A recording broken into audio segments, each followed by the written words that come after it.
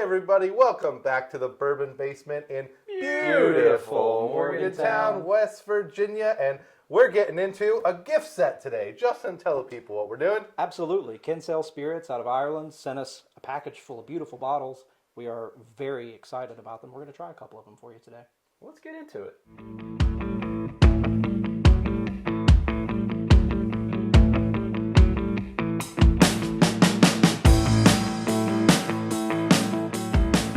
All right, y'all, welcome back to Spirit Filled USA, the Whiskey and Bourbon podcast that is not a podcast at all in any way. We are very much out of the bourbon lane today and into the whiskey lane thanks to Kinsale Spirits Company, and we're very grateful. They sent us more bottles than this. I think they sent us 5 bottles in total. We're grateful for that. We're going to review 2 of them today, and we're going to review the other 2 at a little later date. But we are far outside of the bourbon lane. Yeah. We're out of our depth. Justin, what do we need to expect with this? I don't know. I don't drink a ton of Irish whiskey. Do you? Same. Yep. Yeah. So coach us. Yeah, Irish whiskey has been something I've been diving down the last couple of years. So I'm still learning as well. But one of the main things you're going to get that are unique about this is they often are triple distilled, which I believe both of these are, and they often use malted grain, which gives you a much different flavor profile than you're probably used to with American whiskeys. Okay, so like all the grain is malted, not just part of it. Like we usually have like some malted barley or something like that. Some, but it's done in a different manner and usually in larger quantities. Okay. In the mash bill. And I've noticed on of the bottles that it's usually lower proof than what we're used to here. Usually it's about 80. Yeah, you don't really see hazmats in Ireland too much, I think. I think that's more of an American thing. They do have... It doesn't evaporate as fast there, Sure. the water out of the barrels, right? Different climate. They do have some barrel-proof spirits. You get some versions of like Redbreasts that are sold at that scale, as well as some of the spot whiskeys. Oh, Blue Spot. Yeah, Blue Spot is a barrel-proof version, if I recall correctly, and I love my spots. Either way, I have not had Kinsale before. They're out of County Cork, which is Southern Ireland, and I'm very interested to try these. So in some way, this is a new experience for all of us. Mm-hmm. Indeed. All right, we're going to get into both of these. One of these is award-winning, right? Like comes with some hype. Which one of those 2 is that? I think between the 2 that we have here, the IPA barrel has quite a few awards on their website. Many of them, I think, from the San Francisco Spirits. The Wild Atlantic think Irish whiskey. Won platinum I at think San so. Francisco, and a number of other awards over the years. And Kinsale, they originally started in maybe 2017. Their first offering was a 21 botanical gin. And then probably 4 or 5 years ago, they started getting into the Irish whiskeys. Shout out to Colin Ross, the current CEO of the company, for reaching out, going back and forth, and providing us with these. And on their whiskeys, they have two different series: the Wild Atlantic series and the Battle of Kinsale series. So all you history buffs probably are well aware of the Battle of Kinsale, and so that's sort of why they named their 3 whiskeys after sort of generals, or I'm going to open the Great Earl. the Great Earl. They have the Great Earl, the Red Earl, and Spanish Earl in this Battle of Kinsale series. And as Justin may have mentioned, this one is triple finished, 80 proof, I think right at 4 years aging, and so that's nice. All right, so this one is finished, right? Yeah. That's kind of a common thing, maybe? It is pretty common, yeah. So like Redbreast, for example, is finished in X bourbon barrels and X sherry butts. So they don't cut down trees too much to make barrels in Ireland. It's very rare, generally. In fact, for many oaks, it's traditionally illegal to cut down oaks in Ireland. So they usually source a lot of their barrels. Okay, so this one's finished in Sangiovese. That's a grape. Yeah, grape yeah. has been Common. I don't know anything about wine. And it's a That nod. is a grape. Fun fact: the Great Earl, his final resting place is the Vatican. Oh wow! Okay. Wow. That might be All the right. nod to that. Maybe I saw his resting place and didn't even know it a few years ago when I was there. I was there. I this wish summer. I'd have known to look. I was there this summer. I didn't know to look. But I do love and appreciate all the history that a lot of those distilleries are over there. Like, I feel like that's a whole learning curve that I have yet to dive into. For sure. But I mean, I love the history of bourbons and rye here, but man, it pales in comparison to some of the histories that these we've got brands that 250-year history Yeah. here in the U.S. of A. We don't have any That's modern history comparatively, right? Like, we don't have they have real like history. 1,000-year-old castles in the U.S. So what? I guess Zach, what are you noticing right off the gate, out of the gate here, in the difference between what we're accustomed to and? I feel like I am totally unequipped to score these. Right? We're so used to bourbons and rye, so we're not going to try and rate these because I don't even know where to begin. What to compare I'm happy to to just enjoy it and point out like what I like and maybe like what I don't understand. Sure. Yeah. about these whiskeys. This is a learning experience. I like subtlety in some of the things that we try, and I feel like this is a whole nother level of subtlety in a lot of these things that I've tried. Again, very limited experience. This smells very vanilla-y to me on the nose. I'm interested to see if you guys are getting what I'm getting on the nose. And just a like little bouquet. It's like a bouquet, like kind of floral. For me, there's a little butter. Yeah, a little butter. Yeah. So kettle corn for me. Okay, It's like ghee. Sweet. Like buttery kettle corn. Yeah. All right, I kind of want to try this. There's like a little bit of like a peppery wine note kind of in there, which I guess is what you'd expect. This isn't going to be peated, right? No, not peated. Praise the Lord. That's Scotland, not I'm Ireland. not there yet. That's Scotland, not Ireland. See, we're all learning here. Yep. Very light. It is. It's light, light. but there's still But it's very sweet. there's a lot more flavor there than I anticipated.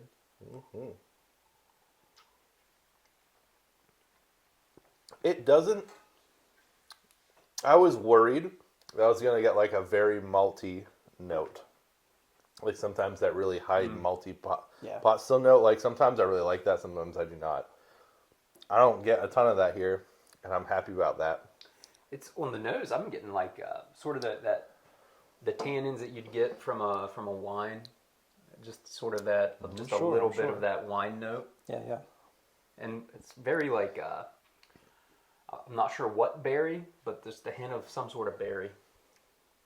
I could see that. It's like an apricot donut. There you go. Apricots. It's kind of apricot-y to me. That's But a like a real like terrific sugar, like I almost never. like a donut glaze kind of sweetness on it. I've never had an apricot donut. I haven't either. That's just I got apricot and then I got donut and I sandwiched them together. Hey, points for inventiveness. I appreciate that. Who's gonna invent the apricot donuts? Because Somebody will apparently now. they would be delicious. I'm in. I don't eat apricots almost at all, so it never comes across in my mind as a tasting note. But as soon as you said that pops out. I'm a fan of this. More so than I thought I'd be. It's got some of that familiar like vanilla barrel-y-ness to me that I appreciate. The vanilla more comes so than through. I thought. So That vanilla. I give it a thumbs up. Got a thumbs up from Zach. It's gonna Ryan's get a going in thumbs for up more. from me. Going in for a little more. This is really nice. The malt is there, but I think it's really well balanced. Just a touch. The vanilla comes out big in the palate for me. Yeah. Maybe getting some of the donut note There's that you're talking about. There's a touch of that like drying wine at the end in the finish. Like I'm getting a little bit Like you just finished like a grape sip wine, of a red grape wine. Yep. It's That's nice. very, very. I don't want to say velvety, but it's a very like very nice mouthfeel, almost creamy. The finish isn't, I guess with 80 proof, the finish isn't overly long, but it's enjoyable. Yeah. I feel like it holds in a finish better than a lot of 80 proofs that I've had, both in flavor and just a little bit of burn. It's not heavy on the burn because it is 80, but I like it. I like it a lot. I think So- consensus. Are we thumbs up across the board? I could sip on this for a I'm while. gonna 2 thumbs up that one. Nice. This reminds me a bit of Powers Gold, which is another Irish whiskey that's at 80 proof that I enjoy quite a bit. That's a regular sipper for me. All right, party people. I'm going to open the award winner here. The And Justin's going to talk about it. IPA finish. This is really That's gonna be quick. my place when it comes to Irish whiskeys. You should be the one talking about it. I should not talk about it. We know our lanes. I should just open the bottle. Zach's not much on Irish. I mean, he enjoys them. He just doesn't have them very much. But he's not. He doesn't have Irish whiskey too often, and he doesn't have IPAs almost at all. So this is going to be interesting to see. I'm interested to see what he likes about this one. So this bottle is aged over 4 years, is the age statement that's on this one. And it's finished in an IPA beer barrel. I don't think they stated which beer that I it don't was. think so. But that's interesting. Like, I don't think IPAs have a ton of presence in Ireland, to my Yeah. knowledge. Where are they getting IPA barrels? Apparently from these 2 rabbits. I guess so. The jackrabbits. Yeah. Oh, yeah. See, now I want to research, is there a significance to the jackrabbits in Ireland? Might be. I don't know, Might be. but I'm interested because there's one on the back too. Have either of you had an IPA finished whiskey before? I This don't. will be the first. I don't think I have either. I've had, I think maybe a stout finish. Okay. Yeah. So There- some other beer finishes, but not that. There must be some significant, they're mentioned on the back of hares that are Okay. hopping around on the Atlantic coast. Maybe they're just a very present animal in that area of the There's some the really world. gorgeous wildlife and domesticated life, animal life in Ireland. Lots and lots of sheep, but they're super adorable. All right. Are we going in for that? Let's go for it. I don't love IPAs, so I don't know what this is going to do.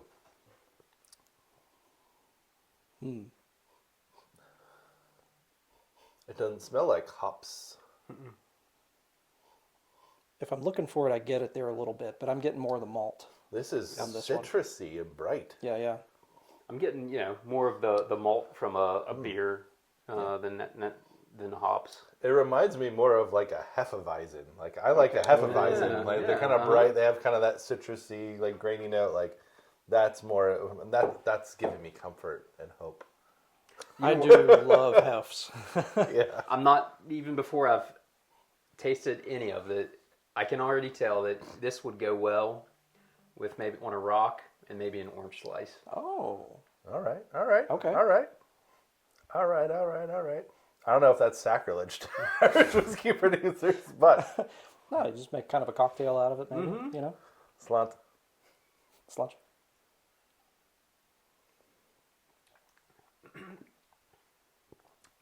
That's wildly different to that other than what we just had.